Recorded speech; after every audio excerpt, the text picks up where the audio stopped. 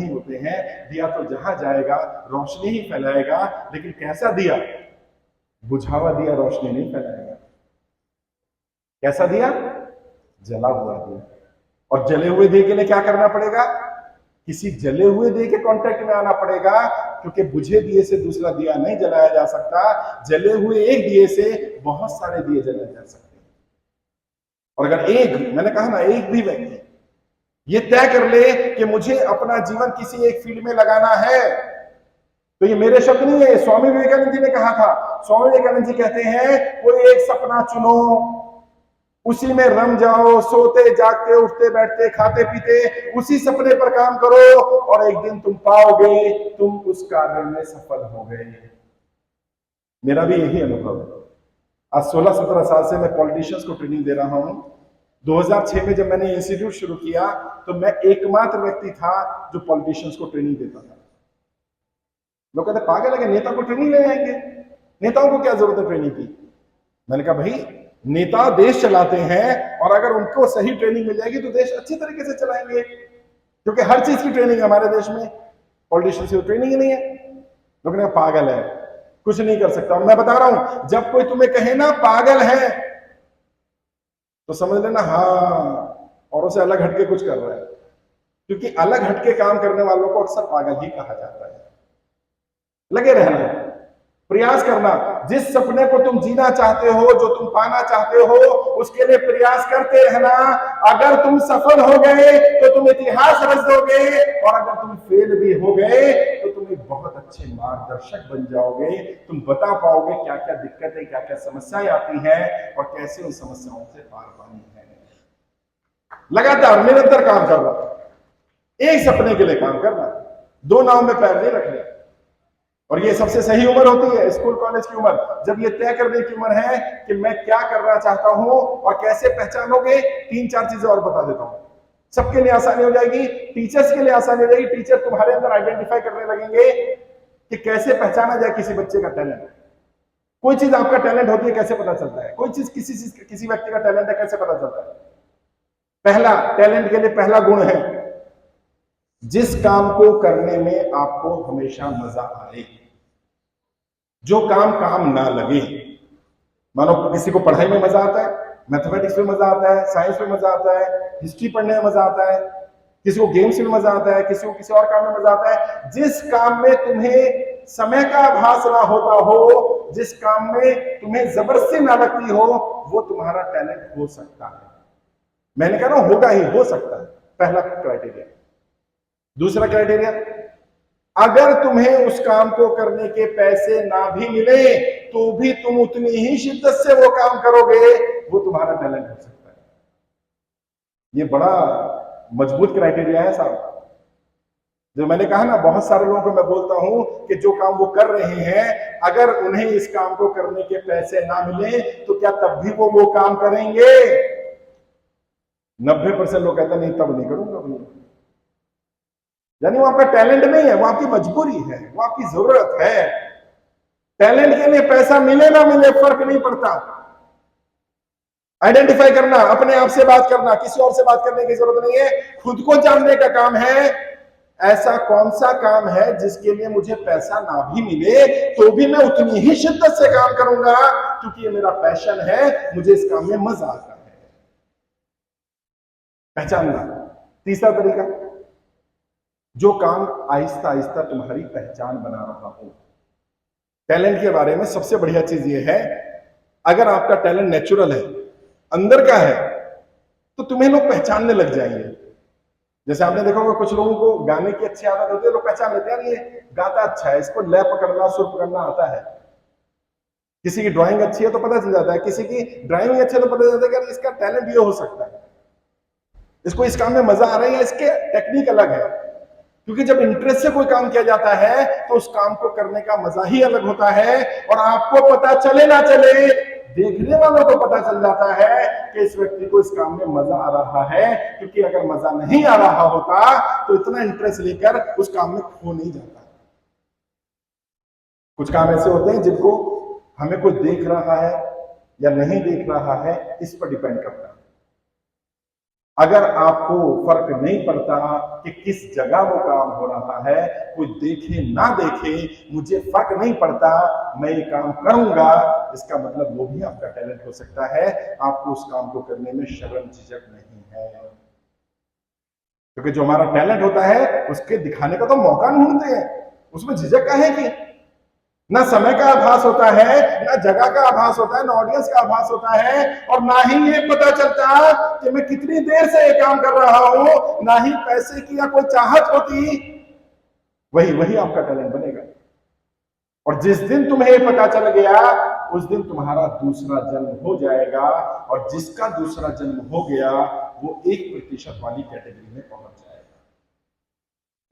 प्रयास करो, पहुंचोगे नहीं पहुंचोगे वो अलग बात है, जीवन में कुछ ना कुछ फिर भी कर लोगे। 2-4 बातें और बता दो, समय है मेरे पास? है 2-4 बातें और बताया। अभी मैं एक अनुभव बताना चाहता हूं। मैं आईएएस के स्टूडेंट्स को काउंसिल कर रहा था एक इंस्टीट्यूट में। वहां एक लड़की आई, उसने अपना अनुभव बताया। मुझे लगा ये अनुभव मुझे कई जगह मैं शेयर कर चुका हूं, आपसे भी साझा करना चाहता हूं। उस लड़की ने टॉप किया आईएएस में, 3 साल पहले की एक घटना है। उस बच्चे ने कोचिंग नहीं ली थी। जब हमारी उससे बातचीत शुरू हुई तो उसने अपने जीवन की एक घटना बताई जिसने उसको सबसे ज्यादा प्रेरित किया। वो कहती है, सर मैं अपने घर में बहुत दुख तकलीफ में जी रही थी, बहुत गरीब परिवार से थी, और मैं हमेशा देखती थी कि पैसे की कमी की वजह से मैं रुक जाती हूँ, और मेरे दिमाग में हमेशा एक ही बात रहती थी कि अगर पैसे की समस्या का समाधान हो गया तो मैं जीवन में सफल हो जाऊंगा।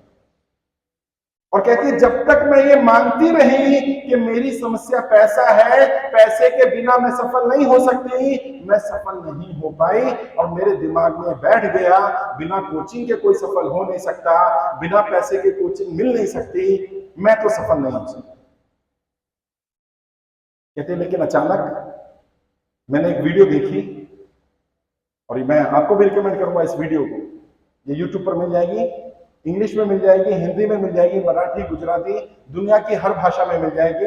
1.5 घंटे का वीडियो है, जरूर सुनना उसको। इसका नाम है द सीक्रेट, हिंदी में रहस्य।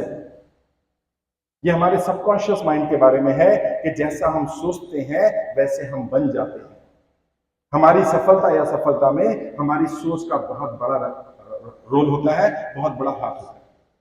उसने कहा मुझे वो वीडियो मिल गई, मैंने वो वीडियो देखी, और मैंने सिर्फ ये बोलना शुरू कर दिया कि पैसा मायने नहीं रखता, मैं सफल हो सकती हूँ, कोचिंग की भी जरूरत नहीं पड़ती है, और पैसा आने नहीं आने वाला, मैं सफल हो जाऊंगी। और जैसे ही मैंने अपने विचार बदले, मेरी सोच बदली, मेरी परिस्थितियां बदलनी शुरू हो गई, और मैंने उस बाधा को पार कर लिया। मैंने जीवन में जितने भी सफल लोगों को देखा, जिनसे भी बात की, उन सब ने बताया कि हमारी सफलता के पीछे बहुत बड़ा कारण हमारी सोच का है। पता, जब अंग्रेज भारत को गुलाम बनाने आ रहे थे तो उनको बोला गया कि इंडियन मानसिक रूप से बड़े मजबूत हैं, इन्हें तुम गुलाम नहीं बना पाओगे। कहते तो क्या करें? तो अंग्रेजों ने इंडिया में आने से पहले अपनी जो ईस्ट इंडिया कंपनी के ऑफिसर थे उनको ट्रेनिंग दी। क्या ट्रेनिंग दी?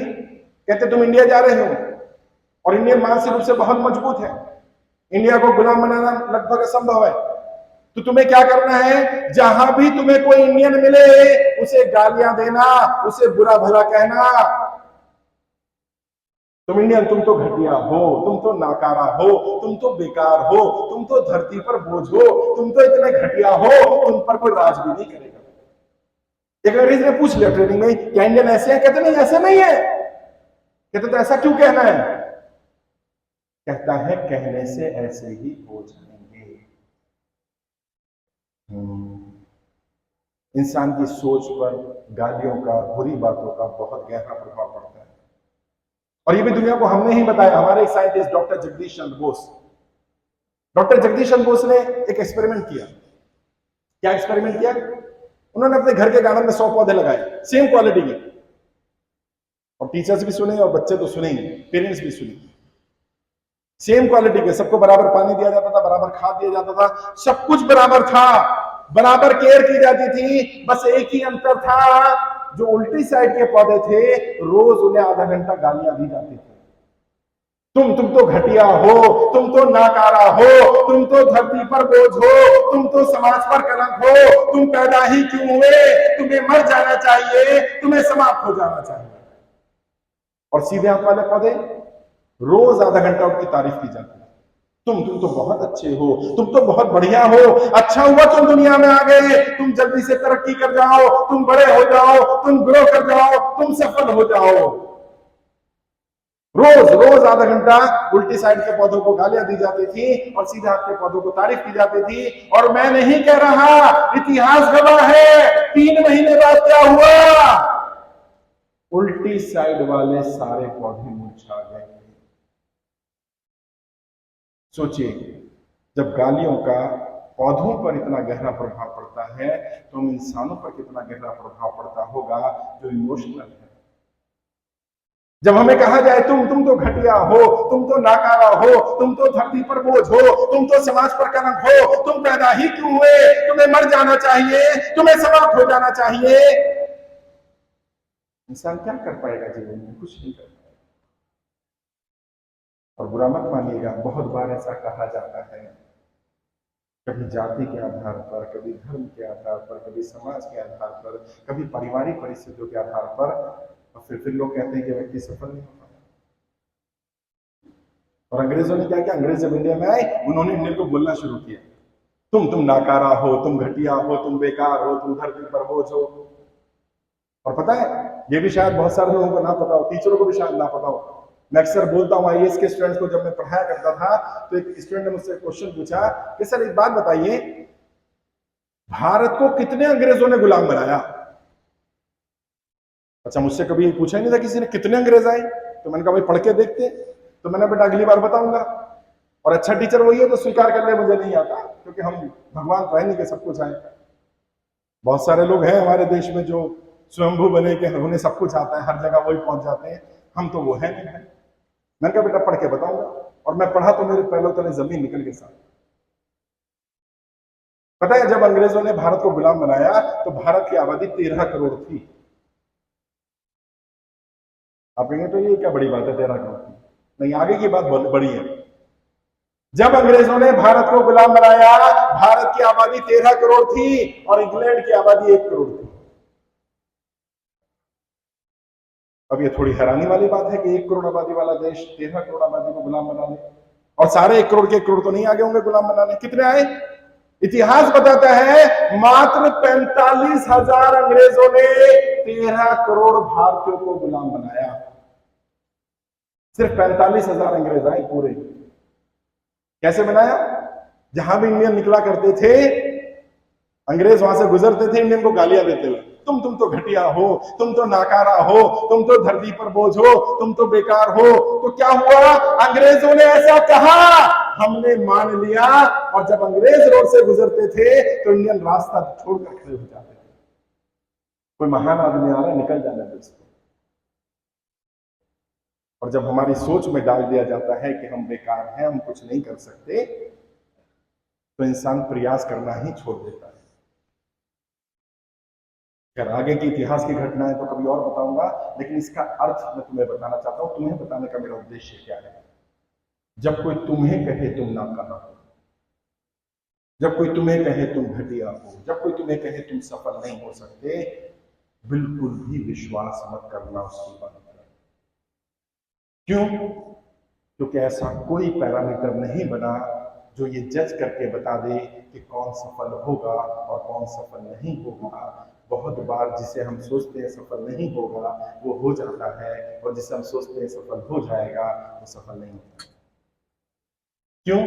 क्योंकि ये सोच, अगर तुम्हारी सोच मजबूत है, इसको ऐसा बनाना पड़ेगा वज्र सा, टूटे ही ना। क्योंकि यहां चुनौतियां हैं, लेकिन बाहर निकलोगे और चुनौतियां हैं। जॉब में जाओगे और चुनौतियां आएंगी, बिजनेस में जाओगे और चुनौतियां आएंगी, जीवन में और चुनौतियां आएंगी। हर कोई तुम्हें यहां से तोड़ने का प्रयास करेगा। जब कोई कहे तुम ये काम नहीं कर सकते तो उसका अर्थ समझना वो क्या कह रहा है। मानो तुम में से किसी ने कहा मैं आईएएस बनूंगा, आईएएस बनूंगी, तुम्हारी फ्रेंड ने कह दिया तू नहीं बन सकती, तो बुरा मत मानना। अर्थ समझना हो क्या कह रही है, क्या कह रहा है? वो ये कह रहा है, वो ये कह रही है, मैं इस लायक नहीं हूं कि मैं बन सकूं, और जब मैं नहीं बन सकता, मैं नहीं बन सकती, तो तू कैसे बन जाएगा भाई? अपनी कमी बता रहा है, तुम्हारे बारे में तो जानता भी नहीं, तुम्हारा जोश नहीं जानता, तुम्हारा जुनून नहीं जानता, तुम्हारा काम करने का जज्बा नहीं जानता, तुम्हारी सोच को नहीं जानता। जब भी कोई तुम्हें कहे तुम सफल नहीं हो सकते, तो समझ लेना वो तुम्हारी बात नहीं कर रहा, वो अपनी बात कर रहा है, क्योंकि वो सफल नहीं हो सकता, इसलिए उसको लगता कोई भी सफल नहीं हो सकता। बुरा मत मानना किसी की बात, खुद को मजबूत बनाना। उन चुनौतियों के लिए जो चुनौतियां आने वाली हैं, और एक अच्छे इंसान बनकर जब उन चुनौतियों का सामना करोगे, तो मेरा विश्वास करना समीकरण बदलेंगे, परिस्थितियां बदलेंगी, आर्थिक स्थिति चाहे कैसी हो उसमें सफल हो सकते हो तुम।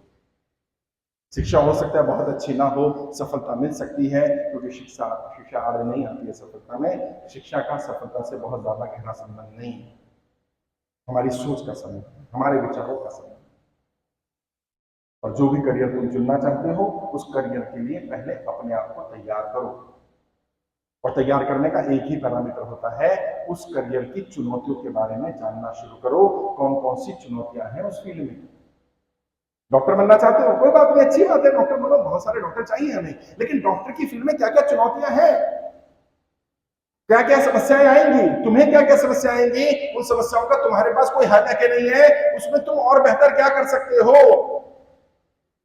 इंजीनियर बनना चाहते हो तो बढ़िया इंजीनियर के लिए क्या क्या करना पड़ेगा, क्या करोगे इंजीनियर बनने के बाद, और जो मूल सवाल कि किन किन समस्याओं का, किन किन चुनौतियों का तुम सामना करने को तैयार हो, कौन सी समस्याओं का तुम समाधान करने को तैयार हो।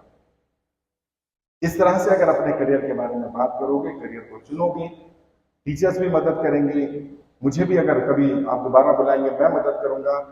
बहुत सारे एक्सपर्ट करियर काउंसलर्स हैं जो फ्री ऑफ कॉस्ट ये काम करते हैं, जो आपको टैलेंट को जज करने में आपकी मदद कर सकते हैं। लेकिन सबसे बड़ा रोल आपका रहेगा, आप सफल होना चाहते हैं या नहीं होना चाहते, ये हम या कोई और क्या आपके टीचर तय नहीं कर सकते, ये आप ही तय कर सकते हैं। हम तो मार्गदर्शक हैं, मार्ग दिखा सकते हैं, हम तो गाइड कर सकते हैं, समझा सकते हैं, सही गलत का अंतर बता सकते हैं, लेकिन मानना न मानना तो आपकी ही मर्जी है। और कभी भी किसी दूसरे को दोष मत देना अपनी सफलता या असफलता के लिए।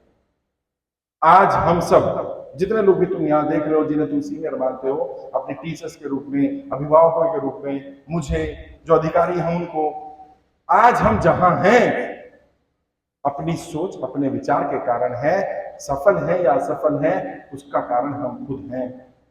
कल तुम जहां होगे उसके लिए तुम किसी और को दोष मत देना, केवल तुम और तुम जिम्मेदार होगे, कोई और जिम्मेदार नहीं होता। हम में से जितने लोग ये सोचते हैं कि हमारी सफलता या असफलता के लिए कोई दूसरा जिम्मेदार है, दूसरा जिम्मेदार नहीं है, परिस्थितियां जिम्मेदार नहीं है, क्योंकि बुरी बुरी परिस्थितियों में, हमसे बुरी बुरी परिस्थितियों में उठ करके लोग सफल हुए हैं, लोग आगे बढ़े। अगर सफलता किसी पर्टिकुलर परिस्थिति पर होती ना, तो उस परिस्थिति के सभी लोग सफल हो जाते हैं। पैसे की मोहताज होती तो सारे पैसे वाले सफल हो जाते हैं। मैं भी ऐसे पैसे वालों को जानता हूं, आप भी जानते होंगे। पैसा तो है, सफल नहीं है।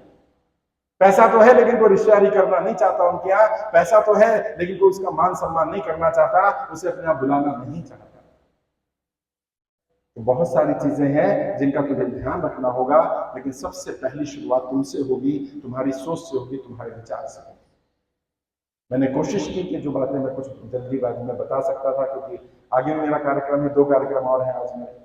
सुबह ही मैं फ्लाइट से आया हूँ, लगभग 2 बजे घर से निकल गया था। कल भी दिल्ली में मेरा एक कार्यक्रम था, रात को 9 बजे वहां से फ्री हुए थे। फिर भी क्योंकि अरविंद भाई ने कहा था कि मुझे आना है, तो मैं आया हूँ आपके बीच में। अगर 2-4 सवाल कोई पूछना चाहे सवाल पूछ सकते हैं, उसके बाद मैं 4 लाइनें अपनी बोलकर अपनी बात खत्म कर देता हूँ, फिर आप सवाल जवाब देंगे तो मैं उनके जवाब भी दे दूंगा। जो 4 लाइनें मुझे सबसे ज्यादा पसंद है, अक्सर मैं बोलता रहता हूँ। बैसाखियों पर चलकर भी महान क्यों है, बैसाखियों पर चलकर भी महान क्यों है, और जो हमको बांटता है वो हुक्मरान क्यों है। हुक्मरान मतलब सत्ताधीश, राजनेता। बैसाखियों पर चलकर भी महान क्यों है, और जो हमको बांटता है वो हुक्मरान क्यों है। अमेरिका, चीन, पाकिस्तान सब इसी सोच में पड़े हैं। सारे जहां से अच्छा हिंदुस्तान क्यों है, सारे जहां से अच्छा हिंदुस्तान क्यों है। बहुत बहुत शुक्रिया, धन्यवाद। आप सबने मुझे इतना